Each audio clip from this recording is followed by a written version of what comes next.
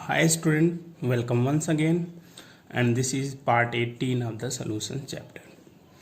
ध्यान दे बेटा, पिछले पार्ट में हम पढ़े थे एलिवेशन इन बॉइलिंग पॉइंट क्या होता है।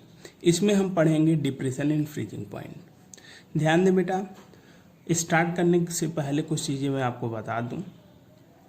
ध्यान रखिए, एलिवेशन इन बॉइलिंग पॉइंट में जहाँ जहाँ जो भी हम बताए थे, जितने भी हम इक्वेशंस हमें मिले थे, हर जगह बॉइलिंग पॉइंट की बात थी। यहाँ पे फ्रीजिंग पॉइंट की बात होगी। जहाँ जहाँ फार्मूले में वहाँ बी लिखा रहता था, यहाँ पे हम एफ लिख देंगे, मीन्स फ्रीजिंग पॉइंट। तो हमारे फार्मूले सेम वैसे ही हमें मिलेंगे जैसे एलिवेशन इन बॉइलिंग पॉइंट में मिले थे।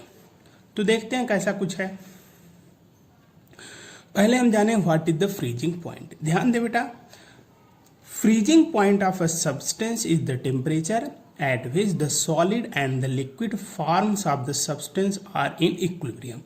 मतलब लिक्विड और सॉलिड के जो फॉर्म है वो क्या हो, एक दूसरे के इक्वल हो, इक्विलिब्रियम में हो। इसका मतलब the solid and the liquid forms of the substance have the same vapour pressure. मतलब ऐसा टेम्परेचर जिसपे सॉलिड और लिक्विड फॉर्म किसी सब्सटेंस के क्या हो, उनके वेपर प्रेशर सेम हो, ऐसे टेम्परेचर को हम क्या कहते हैं, फ्रीजिंग पॉइंट कहते हैं। ध्यान रहे बेटा, ये तो फ्रीजिंग पॉइंट हुआ। डिप्रेशन की अगर बात की जाए तो हम देखें, ध्यान दें,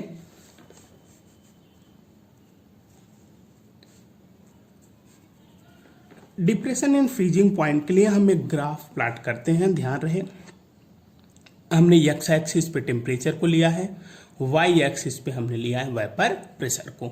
ध्यान दें, लिक्विड सॉल्वेंट की अगर बात की जाए, ये देखिए, ये ग्राफ देखते जाइए। बी सी एक ग्राफ है और एक है ए बी, और एक फिर यहां से जानते रहिए कि एक ग्राफ और आपको ये मिल रहा है। ये है लिक्विड सॉल्वेंट, और जबकि ये क्या है, सॉलिड सॉल्वेंट मीन्स फ्रोजन जो आपका फ्रीज हुआ हो, और ये आपका सॉल्यूशन है। ध्यान दे बेटा, अगर हम मान लें कि प्योर सॉल्वेंट का freezing point T not F है और सॉल्यूशन का फ्रीजिंग पॉइंट टी एफ है, यहाँ ग्राफ में दिखाया गया है। ध्यान रहे, यह क्या होगा, ये जो पॉइंट्स हैं एक दूसरे को वाई एक्सिस पे या वाई एक्सिस पे कट करते हैं, जिसे पी नॉट कहते हैं। पी नॉट मतलब ध्यान रखिएगा कि आपका यह होता है, जानते रहिएगा, vapour pressure of the solvent, और जबकि पीएस क्या होता है, vapour pressure of the solution. ये ध्यान रखिएगा। और बेटा ये भी ध्यान रखिए आप कि जब एक्स एक्सिस पे काटते हैं तो टी नॉट एफ और टी एफ है, दोनों का डिफरेंस जो होगा वह डेल्टा टी एफ, जिसे हम डिप्रेशन इन फ्रीजिंग पॉइंट कहते हैं। ये पूरा का पूरा ग्राफ रहा। जो मेन अंतर है बेटा, ये जानते रहिएगा, जब एलिवेशन इन बॉइलिंग पॉइंट की बात थी तो उसमें हम किसी सॉल्वेंट में, ध्यान रखिए, बताते चले आपको, हम देखें, जब हम पढ़ते थे एलिवेशन इन बॉइलिंग पॉइंट में कोई सॉल्वेंट था, उसमें हम सॉल्यूशन ऐड करते थे, सॉल्यूट ऐड करते थे तो सॉल्यूशन कंप्लीट होता था। इसका मतलब क्या था कि बॉइलिंग पॉइंट ऑफ सॉल्वेंट जो था वह बॉइलिंग पॉइंट ऑफ सॉल्यूशन से कम होता था। लेकिन ध्यान रखिए, जब इसमें कोई डिप्रेशन इन फ्रीजिंग पॉइंट में क्या होगा कि फ्रीजिंग पॉइंट ऑफ सॉल्वेंट अधिक होगा फ्रीजिंग पॉइंट ऑफ सॉल्यूशन से। ध्यान रखिए, फ्रीजिंग पॉइंट ऑफ सॉल्वेंट हमेशा अधिक होगा फ्रीजिंग पॉइंट ऑफ सॉल्यूशन से। तो ध्यान रखिए, जो भी चाहे वहां बॉइलिंग पॉइंट सॉल्यूशन का अधिक होता था, तो कहने का मतलब क्या था, हायर वैल्यू में से लोअर वैल्यू को हम सब्ट्रैक्ट करेंगे। वहां हायर क्या हुआ करता था, सॉल्यूशन, तो सॉल्यूशन माइनस सॉल्वेंट था। यहाँ हायर सॉल्वेंट का फ्रीजिंग पॉइंट होगा, तो यहाँ सॉल्वेंट माइनस सॉल्यूशन। बेटा हम बताना ये चाहते थे कि एलिवेशन इन बॉइलिंग पॉइंट में सॉल्यूशन का बॉइलिंग पॉइंट माइनस सॉल्वेंट का बॉइलिंग पॉइंट होता था, जबकि डिप्रेशन इन फ्रीजिंग पॉइंट में सॉल्वेंट का फ्रीजिंग पॉइंट माइनस सॉल्यूशन का फ्रीजिंग पॉइंट होगा। ये ध्यान रखिए। आगे अगर हम बात करते चलें तो देखें, अगर हम freezing point of pure solvent मान लें T not F and freezing point of solution को टी एफ मान लें, तो डिप्रेशन इन फ्रीजिंग पॉइंट क्या होगा, delta T F will B T not F minus T F. देखें यहां सॉल्वेंट का फ्रीजिंग पॉइंट माइनस सोल्यूशन का फ्रीजिंग पॉइंट, ये आपका था डिप्रेशन इन फ्रीजिंग पॉइंट। तो कहने का मतलब ध्यान रखिएगा बेटा, इसका ये मतलब हुआ कि freezing point of the solution is always lower than that of the pure solvent. ध्यान रखिए, फ्रीजिंग पॉइंट सॉल्यूशन का जो होगा हमेशा सॉल्वेंट के फ्रीजिंग पॉइंट से कम होगा, ये ध्यान रखिए। अगली बात अगर बेटा की जाए, expression for the depression in freezing point. ध्यान है, इसके पहले एलिवेशन के लिए वैसे हमने देखा था, तो ध्यान रखिए एक्सप्रेशन की जब बात की जाएगी तो depression in freezing points depends on the concentration of solute in a solution and has been related to the molality. मतलब delta T F will be directly proportional to molality. Proportionality की sign हटाते हैं तो एक constant जोड़ते हैं जो के एफ है। ध्यान रखिए ये कांस्टेंट क्या है, के एफ, और के एफ ये क्या है, ध्यान रखें यम क्या है, यम है मोलैलिटी ऑफ सोल्यूशन। वर्ड पे ध्यान रखिए मोलैलिटी ऑफ सोल्यूशन, जबकि के एफ क्या है, मोलर डिप्रेशन कांस्टेंट या इसी को क्रायोस्कोपिक कांस्टेंट ऑफ सॉल्वेंट। ध्यान रखिए ये मोलैलिटी ऑफ सोल्यूशन था, यह कांस्टेंट जो है मोलर डिप्रेशन कांस्टेंट क्या है, सॉल्वेंट का है। ध्यान रखिएगा बेटा। अब इसी में हम आगे देखें कि अगर हम मान ले, ध्यान रखिएगा कि अगर हम यम को क्या मान ले, 1 मान ले, जैसे इसके पहले हम देखे थे, इफ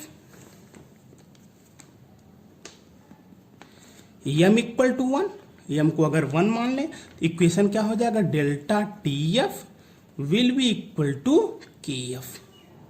तो सिंपल सी बात है, ध्यान रखिएगा यम की वैल्यू 1 हुई तो डेल्टा टी एफ किसके बराबर हो गया, के एफ के बराबर हो गया। इसका मतलब जो होगा मोलर डिप्रेशन कांस्टेंट को हम डिफाइन करना चाहें तो क्या हो जाएगा, molar depression constant is equal to the depression in freezing point when the molality of the solution is unity. जब मोलैलिटी सॉल्यूशन की 1 हो जाएगी तो मोलर डिप्रेशन कांस्टेंट जो होगा वह डिप्रेशन इन फ्रीजिंग पॉइंट के बराबर हो जाएगा। तो यूनिट की अगर बात की जाए तो वो भी हम देख लें। यूनिट ऑफ के एफ मतलब मोलर डिप्रेशन कांस्टेंट डिग्री पर मोलैलिटी होगा, या केल्विन पर मोलैलिटी, या केल्विन केजी पर मोल होता है। ये ध्यान रखिएगा, ये 3 तरह के यूनिट्स होते हैं। अगली बात बेटा की जाए तो calculation of molecular mass of solute. Calculation की अगर बात किया जाए मॉलिक्यूलर मास, तो हम जानते हैं एक इक्वेशन पहले भी हम देख चुके हैं, delta T F will be equal to K F multiplied by M.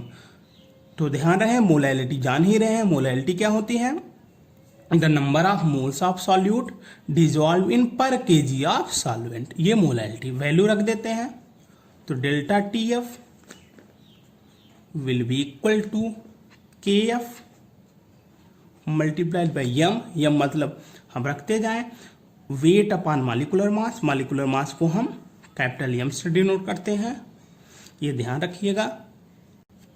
मान लीजिए इसे हम W2 मान लें, इसे हम क्या मान लें, M2 मान लें। अब मास ऑफ सॉल्वेंट को हम क्या मान लें, W1 मान लें, तो मल्टीप्लाइड बाई 1000, क्योंकि ये ग्राम में है तो केजी में करने के लिए 1000 का मल्टीप्लाई। यहां से इक्वेशन अगर क्या मिल जाएगा हमको, delta T F will be equal to K F multiplied by W2 upon M2 multiplied by 1000 upon W1। ये इक्वेशन आपको मिल गया, ये ध्यान रखिए। अगर यहां से हम अगर चाहें क्या निकालना था, मॉलिक्यूलर मास, मॉलिक्यूलर मास ये हमारे पास M2 है ही, M2 को उधर ले जाएंगे तो इस तरह का इक्वेशन हो जाएगा, M2 will be equal to, तो क्या हो जाएगा बताइए, 1000 मल्टीप्लाइड बाई के F multiplied by W2 divided by delta TF multiplied by W1।